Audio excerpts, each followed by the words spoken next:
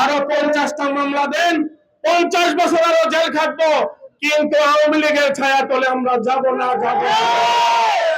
আমরা এখানে আছি এক প্ল্যাটফর্মে, আমরা এক প্ল্যাটফর্মে আছি, বাইরে আজীবন এখানেই থাকবো ইনশাআল্লাহ, ভয় পাবেন না।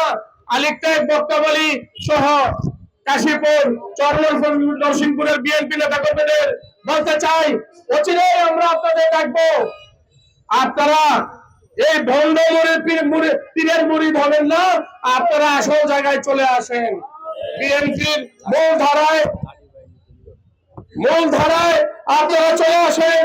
ভণ্ড আপনাদের এতদিন যাদের ভয়ে, যাদের আশ্রয়ে, যাদের শক্তি সাহসে এতদিন লড়ছে কুদছে, ওরা বোরকা পড়ছে নাকি পড়ছে এবার নাকি বোরকাও পায় নাই, ছায়া বেলাও পড়ছিল নাকি জানি না।